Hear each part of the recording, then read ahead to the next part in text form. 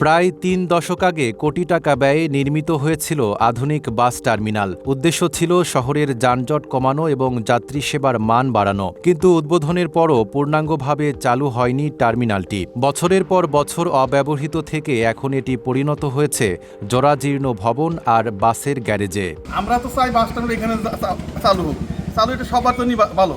আমরা চাই যে টার্মিনালটা আগের মতো সুন্দর বাস আসুক, এখান থেকে লোকজন যাতায়াত করুক, আগের মতো আবার পুনরায় এটা প্রতিষ্ঠিত হোক। এই টার্মিনাল চালু হোক, কিন্তু পরিষ্কার পরিচ্ছন্ন করুক, পরিষ্কার থাকুক। রাজবাড়ীর শ্রীপুরে ১,৭৪ লাখ টাকা ব্যয়ে নির্মিত কেন্দ্রীয় বাস টার্মিনালটি ১৯৯৪ সালে উদ্বোধন হলেও এখনও কার্যকরভাবে চালু হয়নি। শহর থেকে দূরে হওয়ায় যাত্রী সংকটে এটি পরিত্যক্ত হয়ে পড়ে। বর্তমানে ভবনটি জরাজীর্ণ, টয়লেট অচল আর যাত্রী সেবার বদলে সেখানে চলছে যানবাহন মেরামতের কাজ।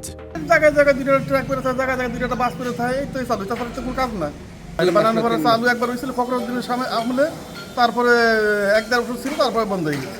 বাথরুমের মানে জানে কোনো ক্লিনার নাই, কোনো কিছু নাই, কোনো পরিষ্কার নাই, কোনো কিছু নেই। এই অবস্থায় অবহেলিত করে আছে। টার্মিনাল ব্যবহার না হওয়ায় এখন শহরের বিভিন্ন সড়কেই বাস দাঁড় করিয়ে যাত্রী ওঠানামা করানো হয়। এতে প্রতিদিন সৃষ্টি হচ্ছে যানজট ও দুর্ঘটনার ঝুঁকি। স্থানীয়দের দাবি, দ্রুত টার্মিনাল চালু করলে এই ভোগান্তি অনেকটাই কমবে। মানে যাত্রীরাও চায় না যে টার্মিনালে যায়, এই মুরগি ফার্ম বড় ভুলতে তারা থাকে, যাত্রী ওখান থেকে ওঠার চেষ্টা করে। আপনার টার্মিনাল থেকে শহরটা অনেক দূরে, সেই জন্য টার্মিনাল যদি আপনার ছোটো গাড়ি বড় গাড়ি সব গাড়ি এই জায়গায় হল্ট করে, তাহলে এই জায়গার থেকে টার্মিনাল চালু হবে, যাত্রী এখান থেকে চলাচল করবে। কিন্তু আপনার টার্মিনাল দূরে হওয়ার কারণে এই জন্য আপনি ছোটো গাড়ি বড় গাড়ি সব গাড়ি এখান থেকে আসে, এই জায়গায় টাচ করে তারপরে চলে যায় ফরিদপুর। আজ আমরা জনগণ, রাজবাড়ির জনগণ ভোগান্তির ভিতরে আছি। এখান থেকে ওখানে যাও, ওখান থেকে ওখানে যাও, মেন রাস্তায় দাঁড়িয়ে বাসে উঠতে হয়। আমাদের একটা নির্ধারিত যেহেতু টার্মিনাল আছে, এই টার্মিনালটা পুনরায় যদি আবার চালু হয় তাহলে আমাদের রাজবাড়িবাসীর জন্য উপকৃত, ভালো, সুন্দর হয়। RICL TMX, যুগের পর যুগ স্থাপনা থাকে মজবুত। এদিকে প্রশাসন ও দায়িত্বপ্রাপ্ত কর্মকর্তারা জানান, জেলা পরিষদের বকেয়া অর্থ পরিশোধের কাজ চলছে। বাস টার্মিনাল চালুর বিষয়ে সংশ্লিষ্টদের সঙ্গে আলোচনা হয়েছে এবং শীঘ্রই সিদ্ধান্ত নেওয়া হবে। টার্মিনালটা চালু হোক, এটা আমরাও চাই। এবং টার্মিনালে ঢোকা দুই পাশে ঢোকার কোনো পরিবেশ নেই, এমনি গাড়ি জার্কিং খায়। ওই দুই পাশে যে যার ঢোকার বেরোনো, এ দুটোই পরিবেশ খুব ভালো না। গত ৩০ বছর যাবৎ এই টার্মিনালটা অব্যবহৃত অবস্থা পড়ে আছে। আমরা যেই জন্য এইটা পৌরসভার কাছে হ্যান্ডওভার করেছিলাম, সেটা সে কাজে পৌরসভা ব্যবহার করেন নাই।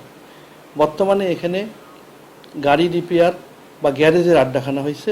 রাতে এখানে মাদকসেবীরা মাদক গ্রহণ করে থাকে। আমরা পৌরসভার কাছে ১,৭২,৫০,৩৮৫ টাকা আমাদের এই টার্মিনাল ব্যয় বাবদ পাবো আমরা। গত ২৬ বছরে পৌরসভা মাত্র ১৩ লক্ষ টাকা পরিশোধ করছে। এখনও ১,৫০,৫০,৩৮৫ টাকা আমরা পৌরসভার কাছে পাবো। আমরা চাই এই পৌর টার্মিনালটা যে কারণে দেওয়া হয়েছিল সেই কাজে ব্যবহৃত হোক।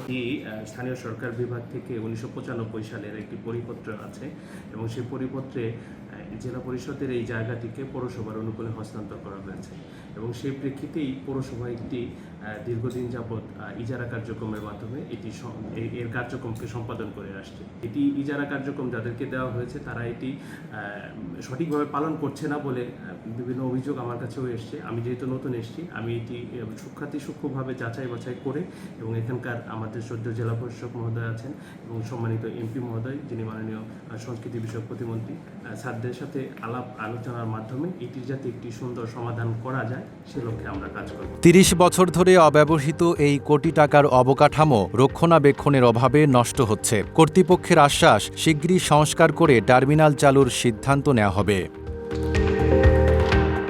Desk report, Dhaka post.